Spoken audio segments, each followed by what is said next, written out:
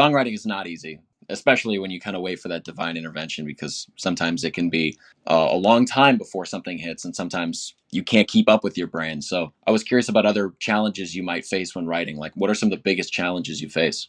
I mean, I think the biggest challenge is that I don't have the time really to sit down and write much because I'm constantly on the road. Like I'm touring here, I'm touring in Germany, and so it's a lot of like. And I run my own record label too, so I do like all the booking and promotion, recording, all the planning, all that stuff. So I mean, it's kind of like having two full-time jobs, if you know what I mean. So just like having time to feel inspired and like sit down and just like play and sing for fun is something that I kind of have very little time for, unfortunately. A lot of the time with artists, because it's so easy to constantly be working on a song, like never let it finish, because as you're going about it, you kind of get another idea for it, or you keep changing stuff. So it can be kind of like a Sisyphus climb. So I'm curious how you know when a song of yours is finished, when you're satisfied with what you've made. Actually, when I write my songs, maybe because I usually just write when I have this like divine inspiration, it's pretty fast actually. I just like I generally finish the song like within a few hours when I start writing it. I don't really like ponder around and like try different things very much. Like I pretty much have like a straight idea of what I want with a song when I start with it. And has it always been that way, or have you kind of learned that skill? No, I think it's just always been like that. Very interesting. And I'm curious because you kind of run a one man show. Is there any musicians that you usually play or record with, or is everything solely you?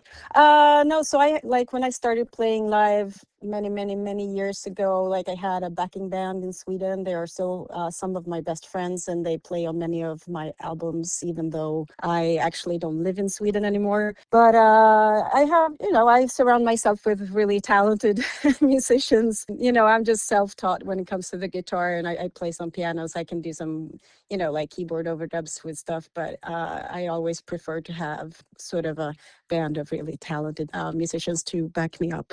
And yeah, you're kind of known for playing the guitar. I was curious about how the guitar has served as, your way of getting your ideas up. Yeah, I'm when I started writing, or like when I started playing music, and I was just a kid. I was like 8 years old. I started playing the piano, and then of course it was like a lot of classical music. Then when I was a teenager, I got tired of doing that, so picking up the guitar, then it was kind of like just like a completely different thing that just opened up this whole world of creativity for me because I didn't know how to play it. So I just started writing songs to kind of teach myself how to play the guitar.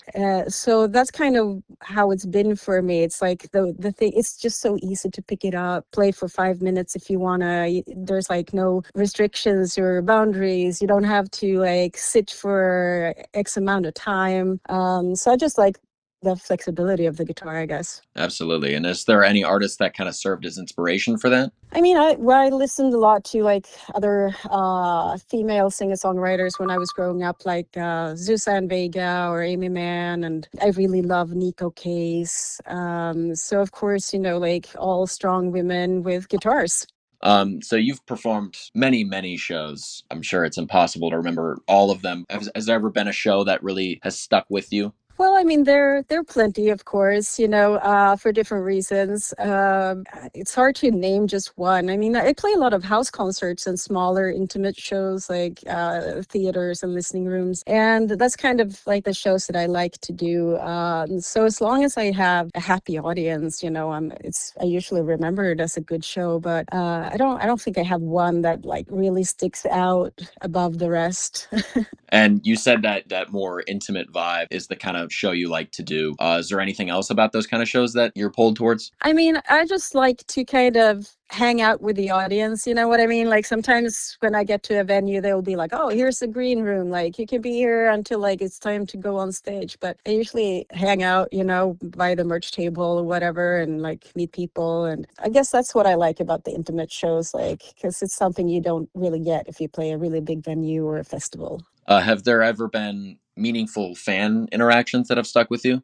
I mean, all the time. I mean, because I've been touring so much here in the US, and the way I'm touring in a little RV, and I'm touring with my husband. Like, we quite often meet people that want to invite us, after the show, or like, come and park with us, where are you parking tonight? You should park with us. Or, so I met so many friends actually just through touring, and having people come to my shows, and, talking to me and offering, maybe a place to stay, or something like that. So I think it happens all the time. And I was kind of curious also about the difference between playing in the States and playing out of the country, say in Europe. I know you have some Germany dates coming up. Yeah, I mean, I would say that Germany and the US are kind of similar in the way that people are quite interested in culture and music, and will come out like to smaller shows. I mean, the difference is that, I speak in German in between the songs when I'm Yeah. in Germany, and here I speak in English, of course. I mean, my German is also not like completely fluent, so it's easier for me to be here in that sense. But, I think I'm very lucky to be able to tour as much as I do, because, like I said, you meet a lot of interesting people, and people who come to concerts are generally quite friendly. And being from Sweden, when you play there, how does that make you feel, kind of being back to your roots? Yeah, I don't play very much in Sweden anymore. Sweden only has 10 million people.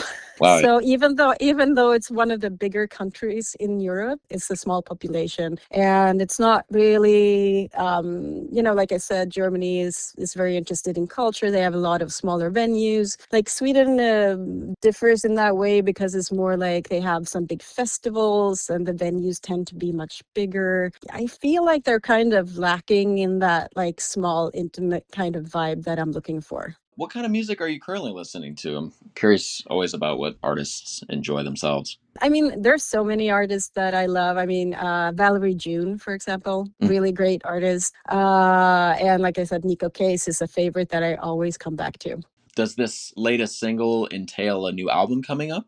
Yeah, hopefully I will be making a new album next year, because I was touring here in the US. I need like a work visa. I have to have like an artist visa to come here and work, and tour. Mm. And my artist visa actually runs out this summer. And so I have decided to take a little break from touring next year. I'm going to do some shows in Germany, but try to find that time that I haven't had, just to sit down and enjoy playing and singing, because it's fun, and not because I have to rehearse for a show or anything. And so I do have some interesting ideas that I hope will become an album sooner or later. That's very exciting. Well, us at KUOI will be waiting for that. One more question for you. What do Yeah. you like to do outside of music? I really like traveling, which is, great when you are touring, that I get to travel and see a lot. And then I have a little house in Spain that I'm renovating. So when I go there, I completely like disconnect from everything that's like booking shows or touring. And then I just like work with tiling and masonry and stucco and stuff like that. And it's also very rewarding, and just something that is like completely different from the music part of my life. Very cool. Well, Sophia, thank you so much for doing this interview. The rest of us and I at KUOI really appreciate it. Thank you so much for having me. Yeah, once again, those listening can find her latest single, Can You Read My Mind, by searching the title and her name on Bandcamp. And those in Moscow should make sure to catch her show at One World, again on May 16th, 6 p.m. local time. And those outside of Moscow should go to her website and find the nearest show. Sophia, take care, and you have a great rest of your week. Thank you so much. Thank you.